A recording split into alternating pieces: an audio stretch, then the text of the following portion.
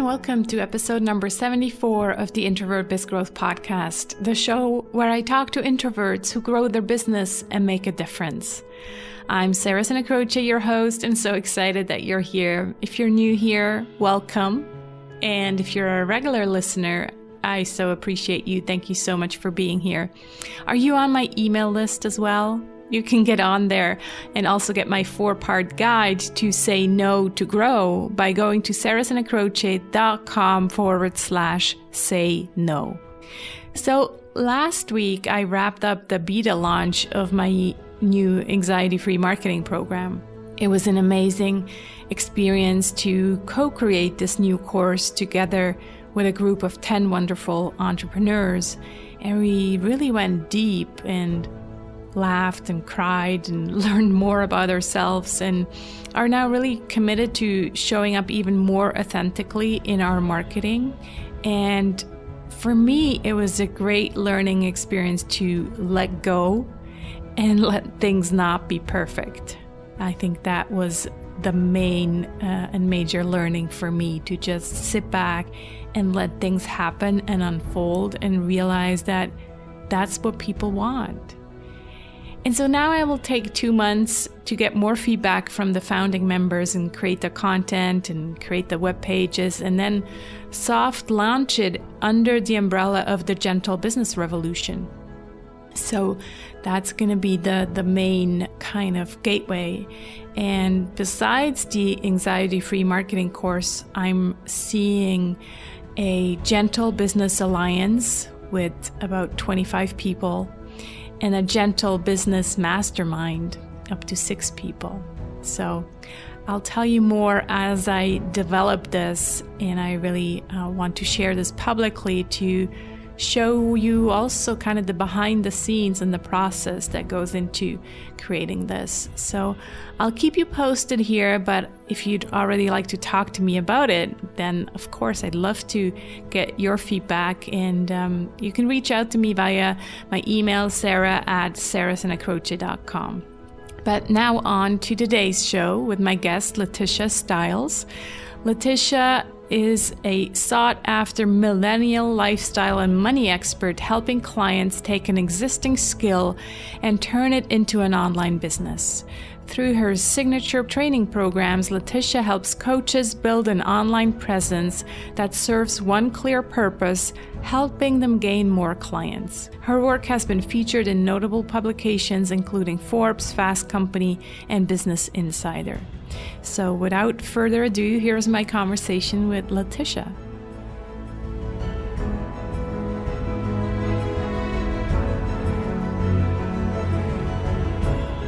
Good morning, LaTisha. How are you? Hi, good morning. I'm doing well. How are you doing? I'm great, thanks. Yeah, it's already afternoon over here. We always have this time zone difference that I'm so grateful that you're getting up early for me and for recording this for my introvert audience. Oh, absolutely. Yeah, LaTisha, tell us, I just read the bio, the official bio, right, in the intro. I want to know the unofficial stuff. I want you to tell us about LaTisha, who you are, how you built your business, and how you did that being an introvert. So tell us all about that. So I will take you back, because I've been doing online marketing for 8+ years. So I'll kind of take you back to the beginning of that, which is when I had started a personal finance blog. And when I started that blog, my goal was really to kind of give myself something to do, because I graduated into the Great Recession. I couldn't find a job. It took me 11 months to find a job. And so in the meantime, I said, well, how can I show employers that I actually have knowledge and something to share? And that's what I did. I started my personal finance blog. And then a few years into it, I realized that it was something that I could potentially take full time. So then that became my goal.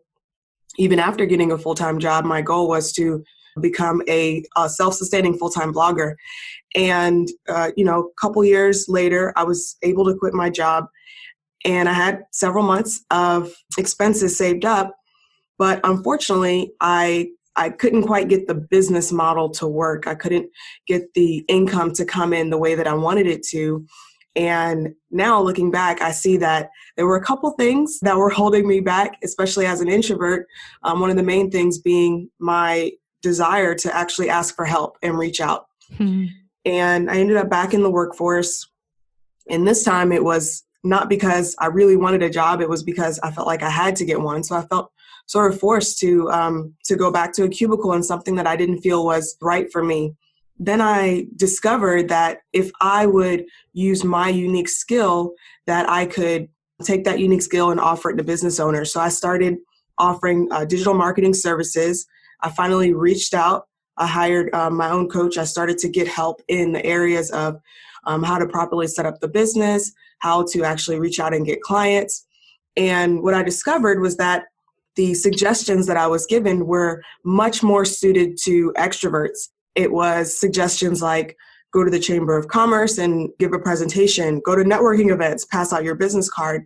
And I saw right away that if I couldn't make those things work, and if I wasn't willing to become something that I'm not, then none of it was going to work for me. And so that's when I decided to create my own introvert-friendly system. I thought there's got to be some way that I can cater to my specific personality type, because it's not something that you can just get over. It's a personality type. And I decided instead to look for ways to kind of maximize that. And that's when I discovered that I could create my own introvert-friendly system. I started using my years of digital marketing experience and content creation, started learning how to generate leads and things like that. And that's when I was able to turn my coaching and consulting business into a full-time income. I was able to quit my job, and I've been self-employed for about 3+ years now, so a little over 3 years. And it's all because I didn't try to go against my introverted nature. Instead, I decided to work with it. That's wonderful. I wish I had realized that way earlier as well, because it's true. If you just apply whatever guru, out there tells you to do, you probably oftentimes realize maybe 6 months, maybe 9 months, maybe a year later that just doesn't work for you. And it's not because you're broken or you're just not good at it. It's just, it doesn't fit your personality type. You're so right. Absolutely. So tell us a little bit about, what you found out. So how do you now generate revenue, and what did you find that works for you? Sure. So I started looking at specifically what things kind of drained me the most. And then I tried to create repeatable systems around those. So systems where I wouldn't necessarily have to provide that energy. One of the main things was me repeating my services, my offers, what I did over and over and over again. And, a lot of times people will say, well, you can just list out what you do on your website. But even though someone might read what's on your website, they're still going to have several different questions. And I noticed that I was getting a lot of the same questions over and over again. So what I did was I created a short video presentation, a video sales presentation of sorts. And it essentially went through a lot of the same questions that I was getting.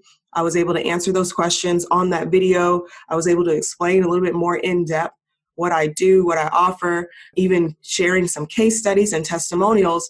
And then at the end of that video, I would ask them to book a call with me. And as I met people, even at networking events, I felt a lot less pressure, because when I would meet someone at a networking event, I would simply send off a quick, hey, it was nice to meet you email. And then in the email, I would send them a link to the presentation that I had, that I would say something like, hey, here's a little bit more details on what we discussed if you'd like to, kind of take a look. And it made the phone calls that I got that much easier, because they were already familiar with who I am, what I offer, and how I can help them. That's very interesting. But you still had to do the networking events, or that was just in the beginning to kind of get this started? No, I didn't have to do the networking events, but when I went to networking events or meetups for local organizations, I didn't feel as pressured as I used to in the past. I kind of set my rule, which was I need to meet at least one person. And if I meet one person, then I'm allowed to go.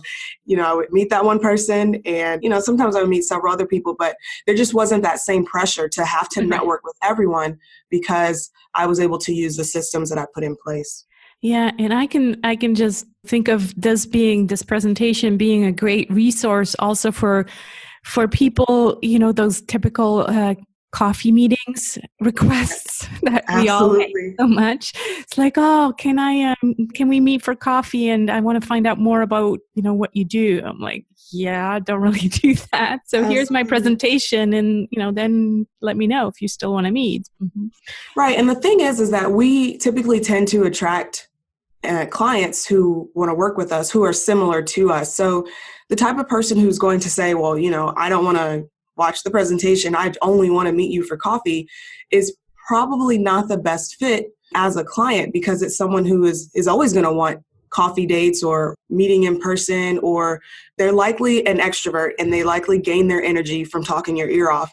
And in that case, it's probably not going to be a good fit when it comes to having them on as a client.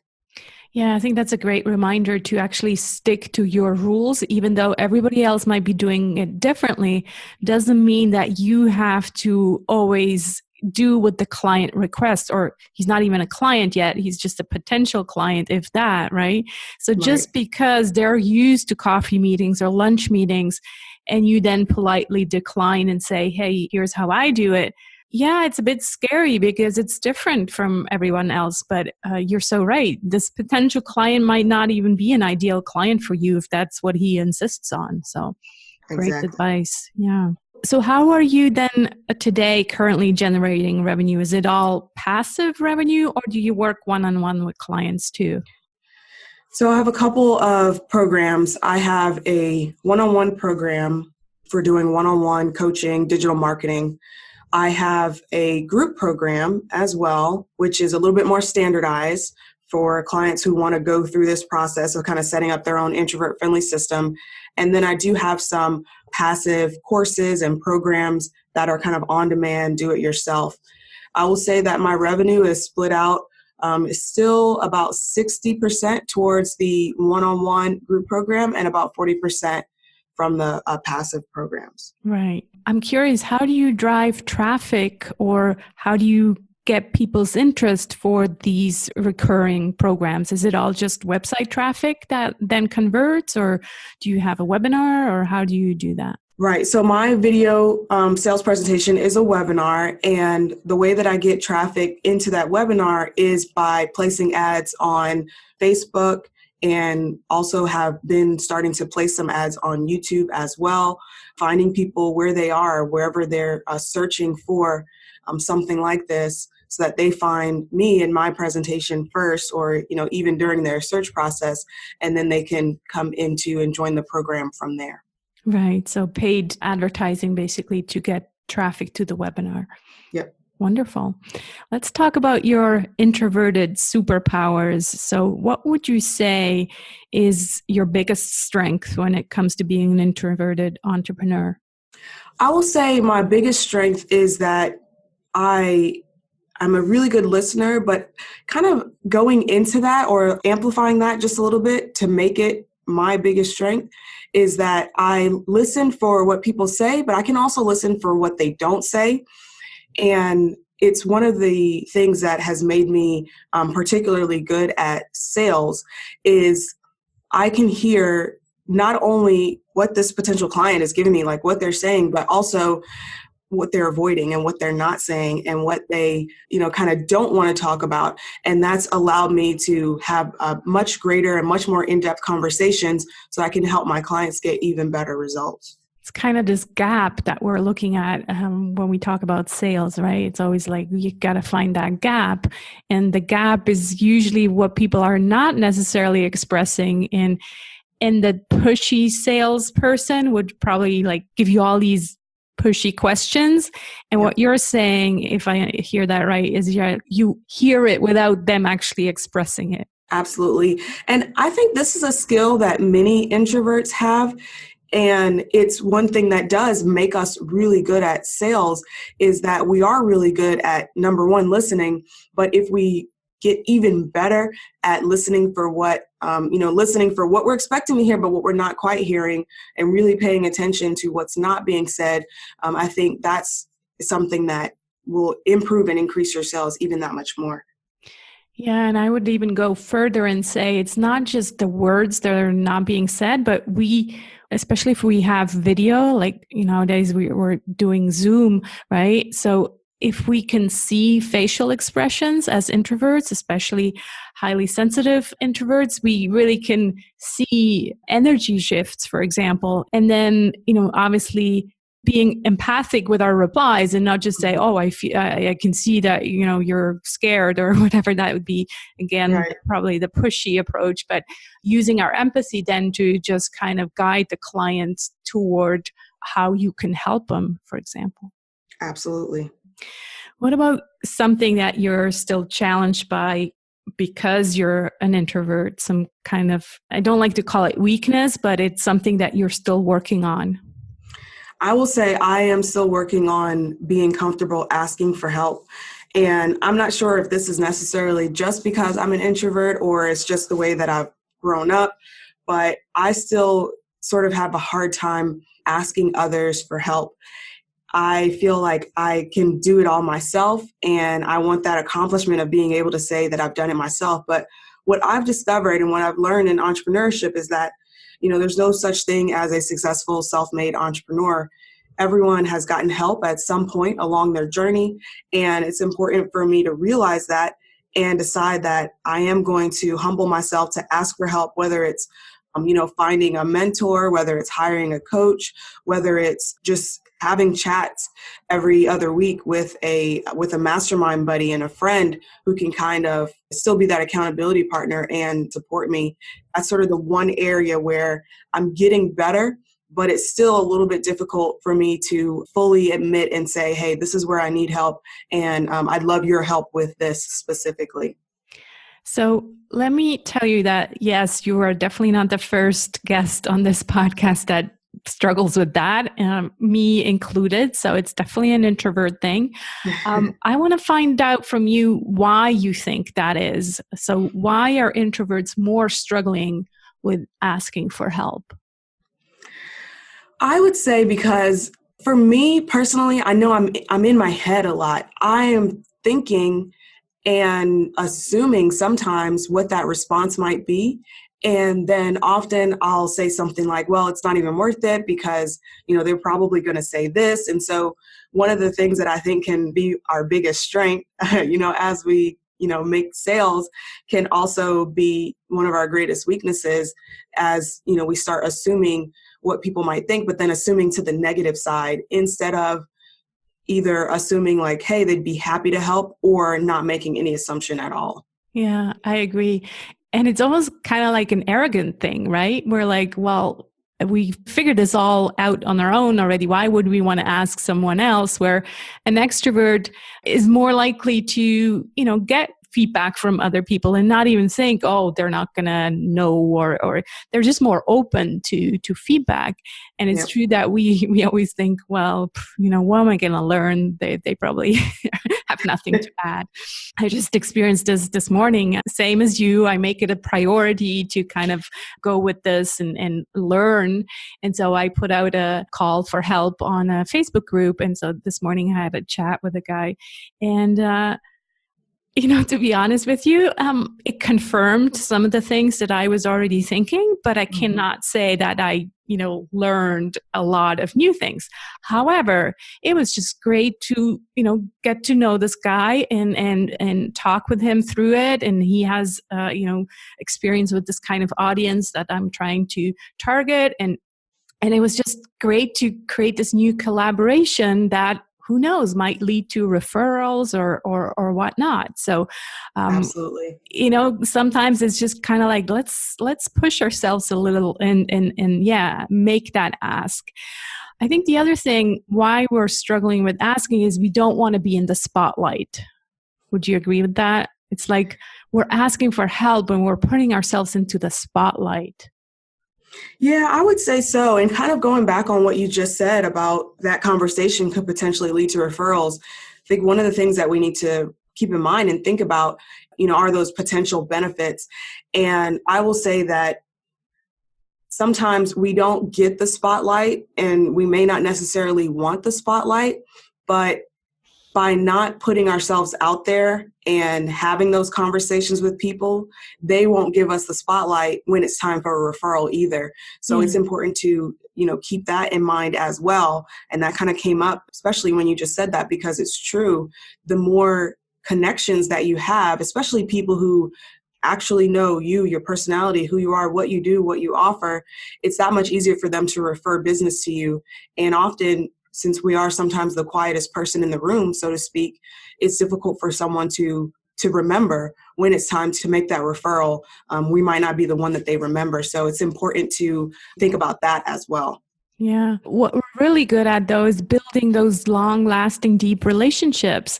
And so I think, this call today might have been the start of such a relationship, because we didn't go into it as it being, the sales call where he tried to sell something and I tried to sell something. It was just, casual call trying to help each other. So Absolutely. That might be the beginning of a long-lasting relationship.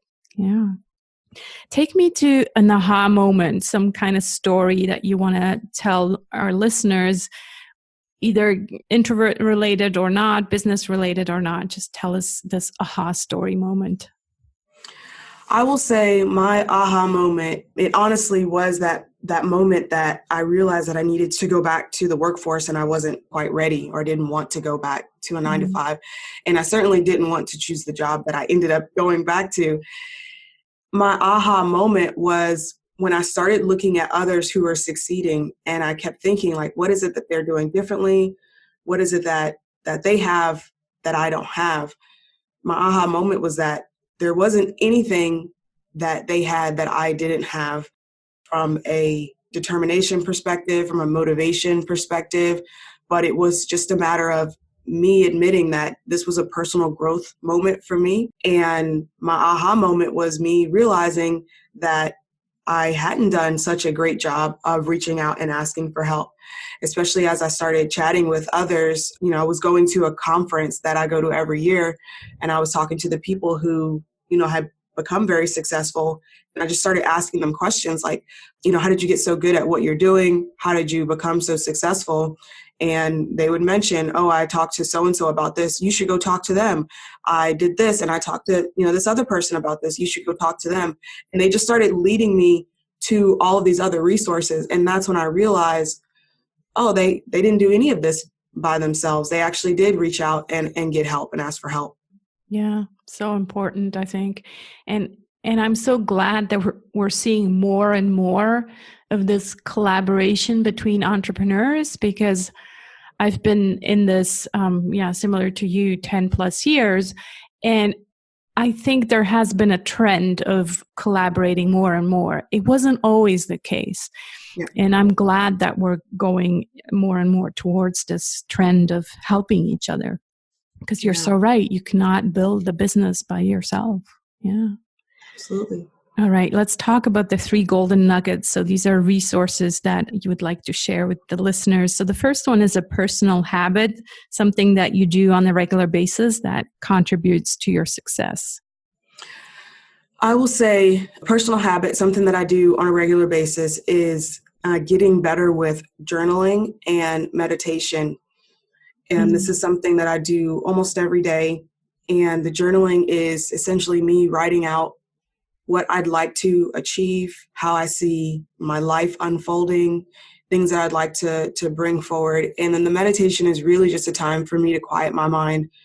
As introverts, we have that internal chatter going on all day, the same way an extrovert would have that external chatter going on all day. And the difference is that internal chatter can break or interrupt our actual thought process, reasoning process. And so meditation is something that's helped me learn how to quiet my mind and become a lot more focused so that I can achieve the things that I want to achieve. I like how you said getting better at, because I think what a lot of people think when they first start meditation, they do it a couple of times and their mind just goes, monkey mind. And so Right. they're like, this is not for me. I can't do this. And so, yeah, what you said is so true. It's a practice. It's something that you have to do on a regular basis in order to get better at it. And like you, I'm still working on it. It's definitely work in progress. And I've been doing this for not that long, about 3 years. So, but still, I'm, constantly getting distracted. And I don't know if extroverts are better at meditation. That'd be a good topic for a podcast episode once. I have no idea. Yeah, I'd be interested to find that out too. Yeah, because it's true that introverts are always in their head. So maybe it's more challenging for us. I'll find out and keep you posted if I ever do an episode on that. Sounds good. Wonderful. What about an internet resource or a tool online that you use? Yeah, so one of my favorite tools is something that is a start to finish for me when I'm creating my marketing funnels, my sales funnels, and those landing pages so I can deliver lead magnets and things that people are interested to sign up for. And it's a tool called ClickFunnels. It manages my landing pages. I've got some member area stuff on there. I'm able to accept payments and set up some of my passive products on there as well. So it's definitely a tool that I enjoy using. I've been using it for a little over 3 years now, about 2 years, 2.5 years. And it's one that I really like and I definitely recommend. Wonderful. And make sure to link to it in the show notes pages. And what about a book that you would recommend and why? A book that I would recommend, there's so many because I'm a reader and I love reading. I will say one of the best books that I've read has almost nothing to do with business. It's more of the internal game. And it's a book called Tapping into Wealth. It is about clearing out any old beliefs that are preventing you from being your best self and achieving the most that you can. And in this book particular, it's in the area of finances. And the book is by Margaret Lynch. It's a book that I really enjoy. And I would say it's one of my top books. Wonderful. Can you recall the author? I didn't get that. Margaret Lynch. Margaret Lynch. Okay, I haven't read it, so I'll make sure to add it to my Kindle and definitely link to it also in the show notes. Wonderful. We're almost getting to the end. I have 2 more questions, but this has been a wonderful conversation. Thanks so much, LaTisha. I learned a lot during our conversation. What I want to still ask you is, first of all, what does marketing with integrity mean for you, and how do you apply that into your business? Wow, that's a great question. Especially these days, marketing is, I don't want to say it's a lot more prevalent, but it's just much easier to see a lot of the different marketing tactics since much of the marketing that we're doing is online. Mm-hmm. I will say marketing with integrity is being really, really clear on who you want to work with and who is that person who can get the best results with your service, especially because I work with service-based entrepreneurs. And I always say to my clients, your ideal client, like, yes, you've got a list of, demographics and where they are in their life or business or health or whatever it is. But your ideal client is that person who can get the best results with you, meaning they've got to meet this specific set of criteria or you shouldn't accept them as a client. And I would say that's the best example I can provide of what marketing with integrity means to me. It's being really clear about who you can help and being willing to turn away those whom you cannot. Yeah. Would you agree that in order to actually know who's your ideal client, there's also some inner work? You just referred to the, tapping into wealth. That's part of the inner work. Would you agree that there's also some kind of inner work that needs to be done first? So actually know who you are so that then you can find the client who would, like to work with you. Oh, absolutely. I think this journey of entrepreneurship, I will say, is one of the best ways to become a better person Mm-hmm. because there are so many lessons in your journey to achieve. And as you get there, yes, you do have to develop yourself and become that person that has that integrity. In this instance, you might have that integrity in other areas of your life, but as you're learning, you've got to also learn where that applies in other areas as well. Yeah, wonderful. And you learned that the hard way, right? You're like, you had to go back to the 9 to 5 in order to realize, okay, this wasn't working. So what do I do now so that the second time it will work? Absolutely. Yeah, wonderful. All right, last question. I want to know what you're grateful for today or this week or this year, which just started.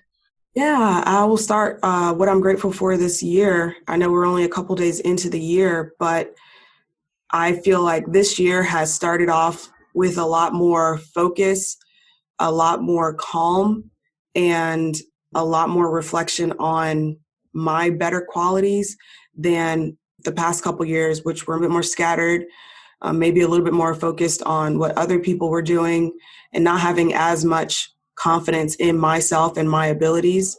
So I'm very thankful that this year has felt the way that it's felt, and that I am really seeing and viewing with a clear eye my specific path and what is meant for me versus focusing on what others may have. That's wonderful. Congratulations. And I agree with you. I feel the same. Must be the 2019 energy. Well, thanks so much, LaTisha. I will mention again that people can visit you at LaTishaStyles.com. And I don't have it in front of me now, but I will mention your free giveaway when I record the outro separately. So thank you so much for this wonderful conversation. And awesome. Thank you so much for having me. Yeah, thank you. Let's be in touch, okay? Definitely.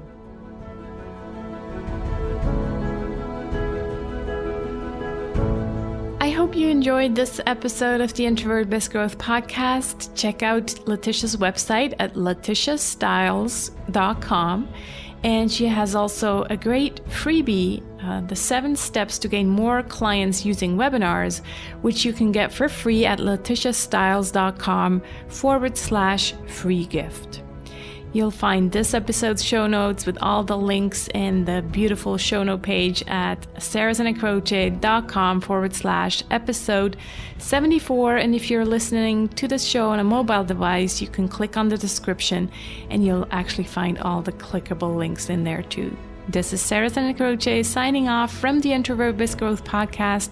Remember, you need to use your unique introverted superpowers in order to make a difference. Speak to you next week. Take care.